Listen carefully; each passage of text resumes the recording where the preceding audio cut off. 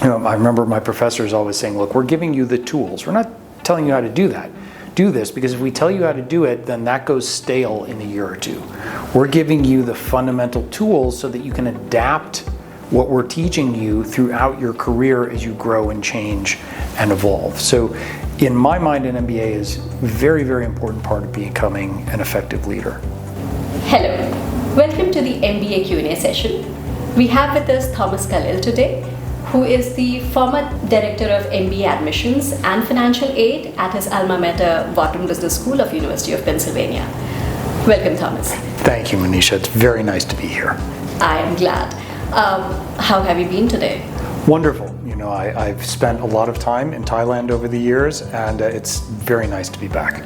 It's our pleasure to have you here. So let's dive right into the questions. Great. My first question to you is, actually it's about questions. So what questions should the candidates ask themselves to find out whether they are ready for an MBA?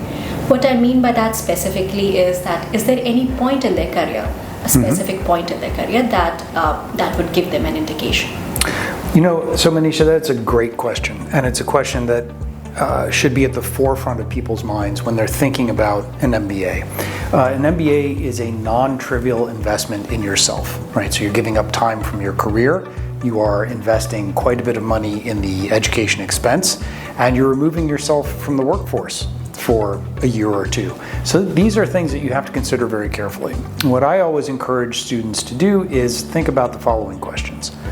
Why do I want an MBA? Right? Why is now the right time in my career?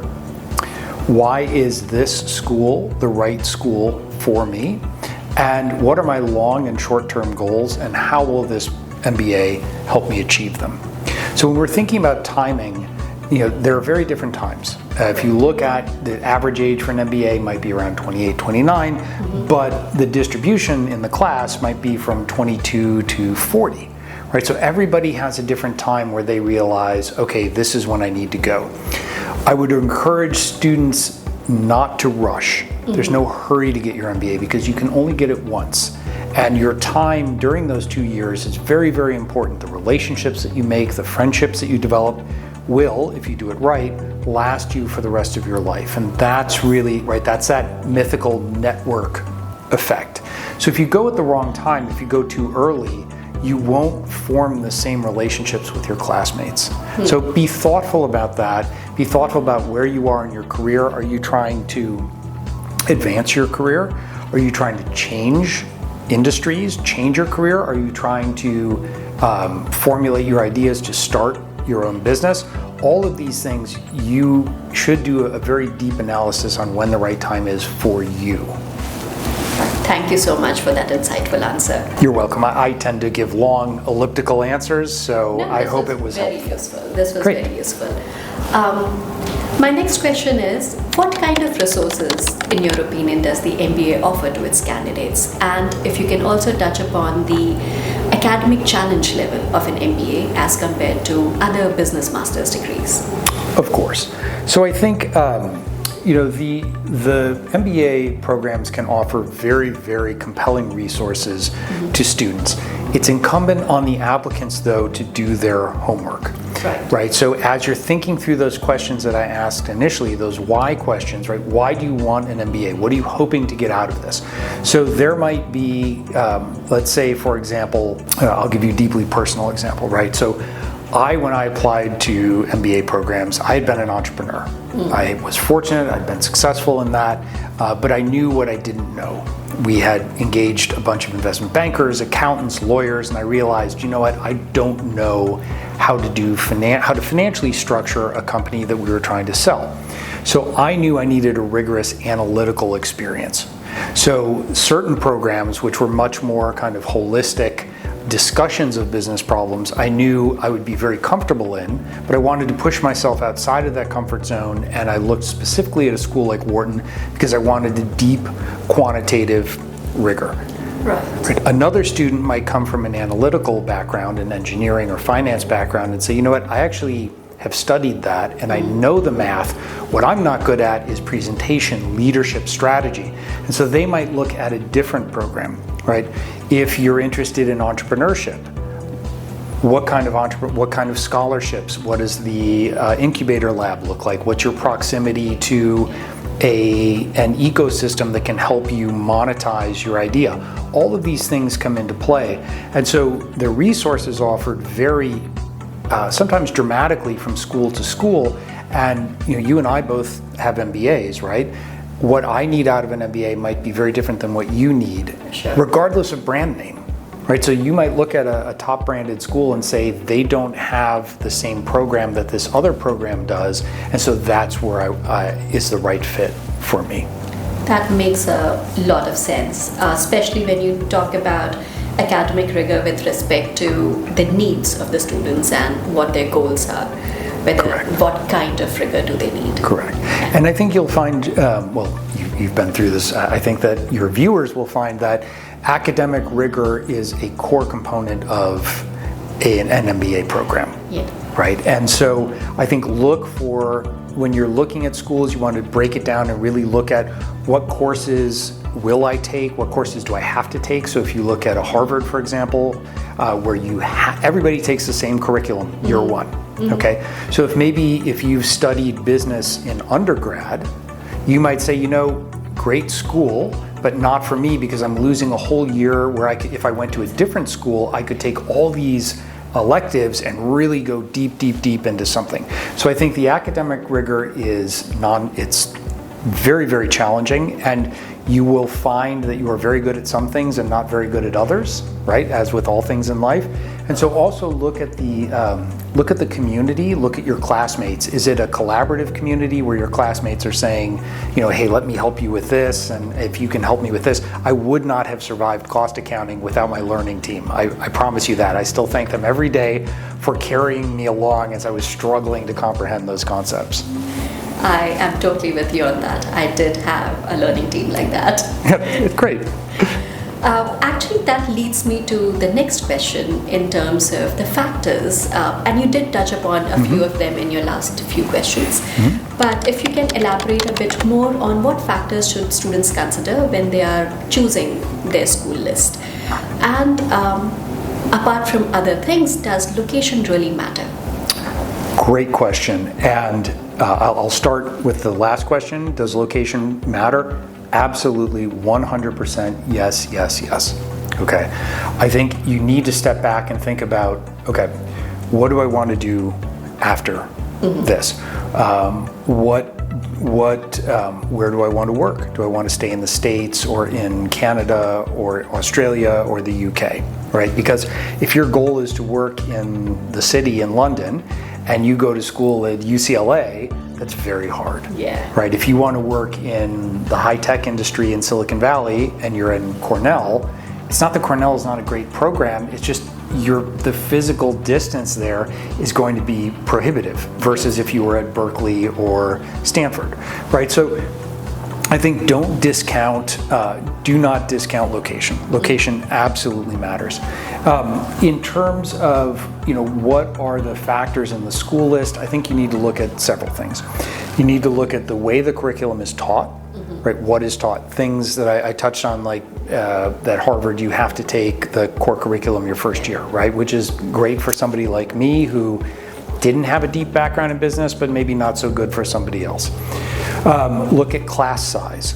Look at whether or not we both talked about a learning team. So for me, a learning team was critical because I knew I was going to struggle in finance, accounting, but I was very good at the presentations and the strategy and things like that. So that provided a good balance for me.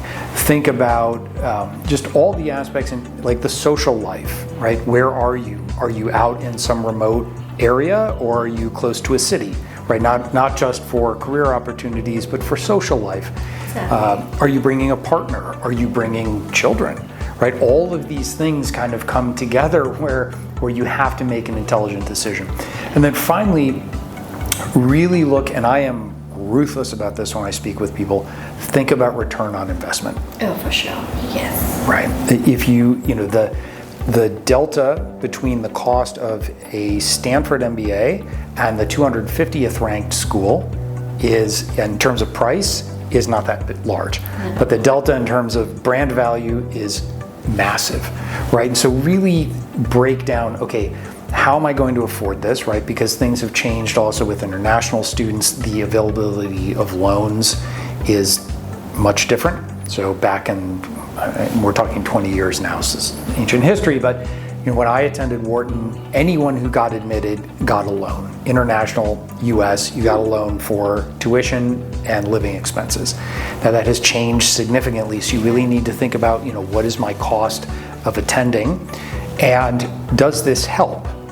Right, so really step back and say, okay, if I want to return to Thailand, for example, what's the alumni network like here? Are they helpful? Are they well respected? Is this something where when I turn up and try and get a job, they say, oh, you attended Berkeley Haas MBA program, we have a lot of respect for that program, and we're going to fast track you to executive level. These things all, I think, come into consideration. That actually, all of that is very, very useful for our viewers. Thank you for elaborating on each aspect of it. And since you were talking about where you want to be is one of the factors, right? That leads me to the next question.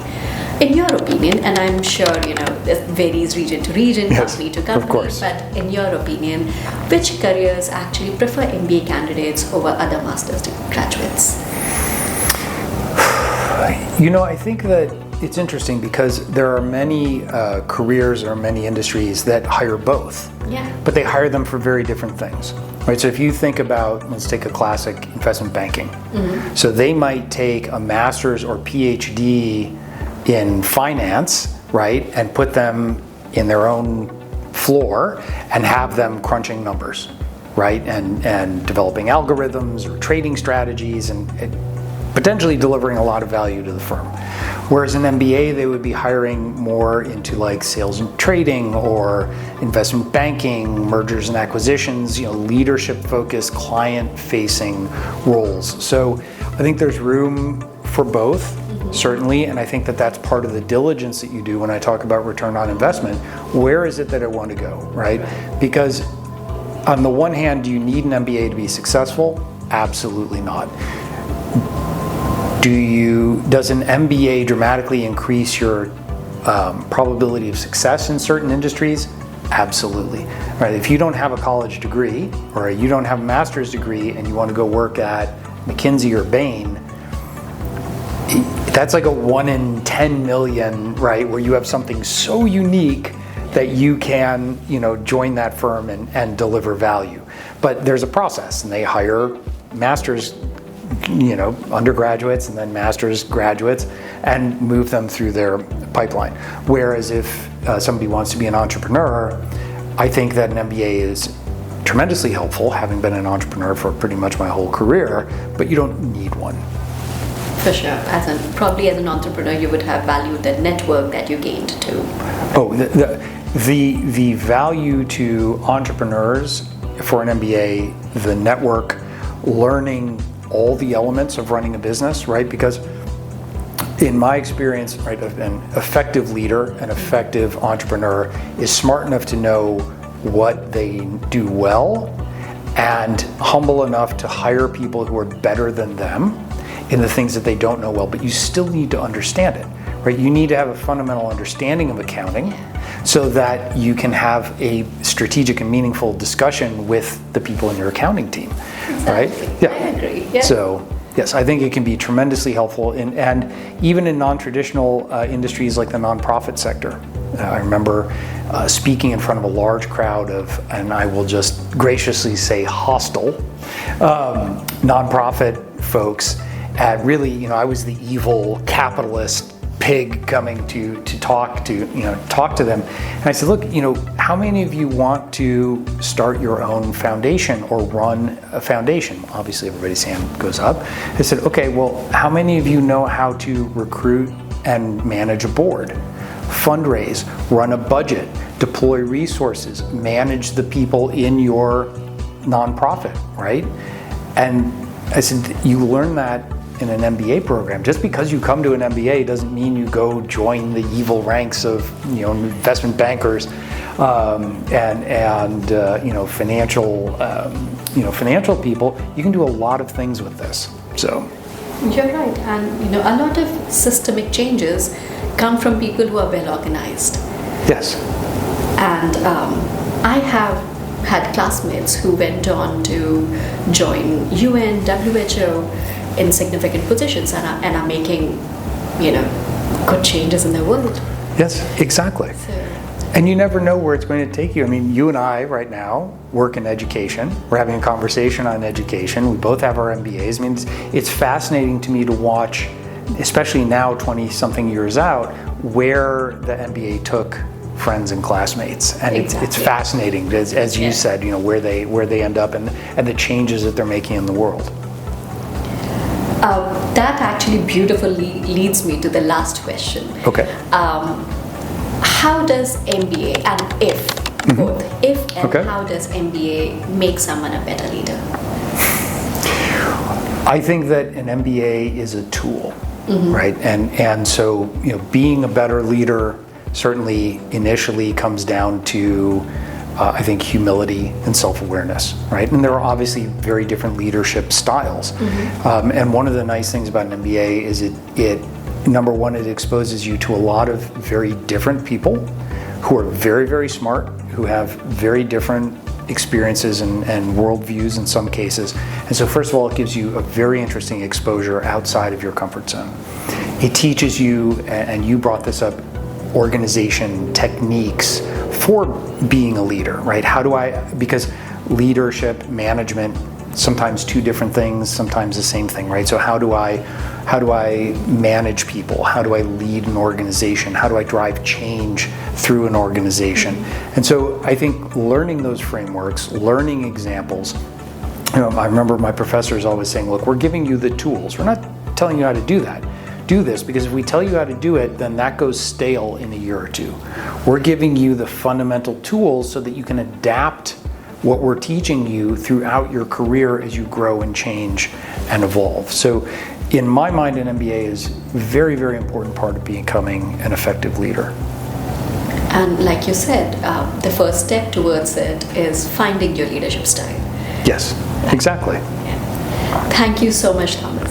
It has been a pleasure talking to you. Absolutely my pleasure, Manisha, and look forward to continuing this conversation for years to come. So do I. Great. So do I. Thank you, all of you, for your time too. I hope this conversation was as useful and as insightful as it was for me.